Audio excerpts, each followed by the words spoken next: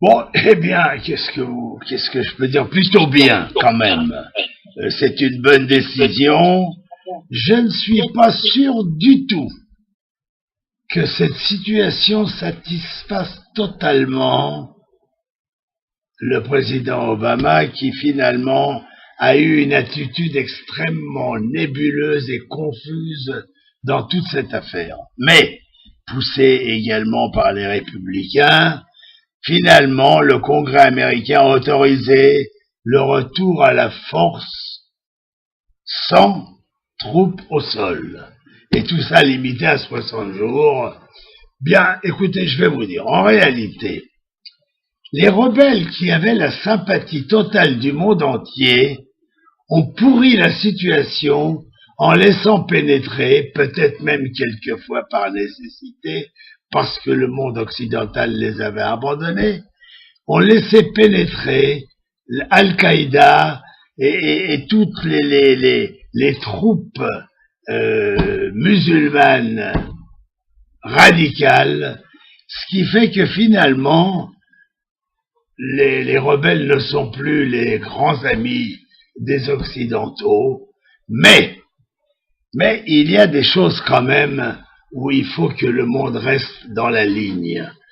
Attaquer des populations civiles, des femmes, des enfants, avec des gaz, on a vu dans les films, dans les vidéos, le drame de cette attaque, de ces attaques par le gouvernement syrien. Maintenant, les choses sont plus ou moins prouvées.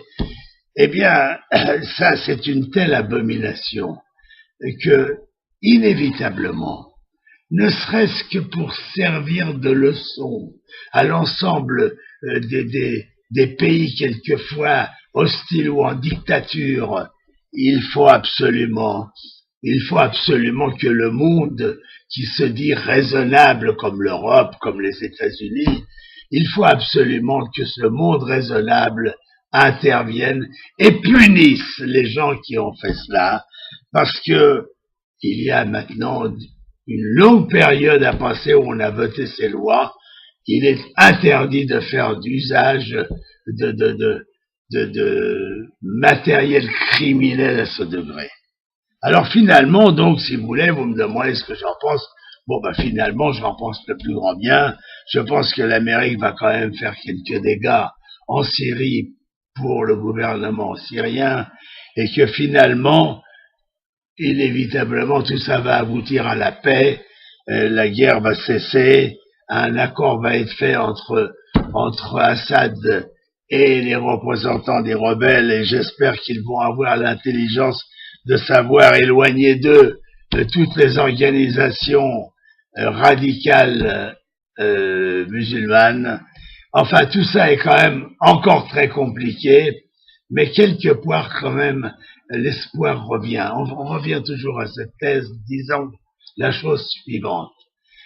De toutes ces révolutions, de tous ces printemps arabes, les Arabes nous ont montré qu'il y avait un virage qui a été amorcé d'une façon extraordinaire.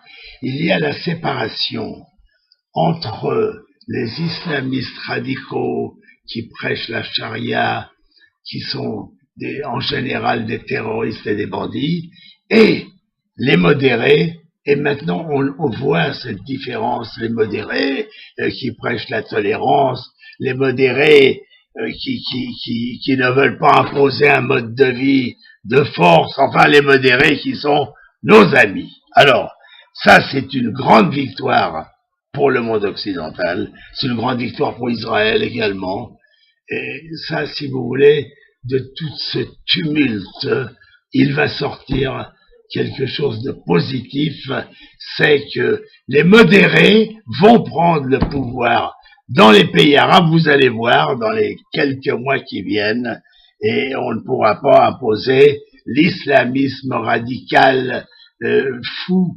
et criminel, et terroriste. Voilà.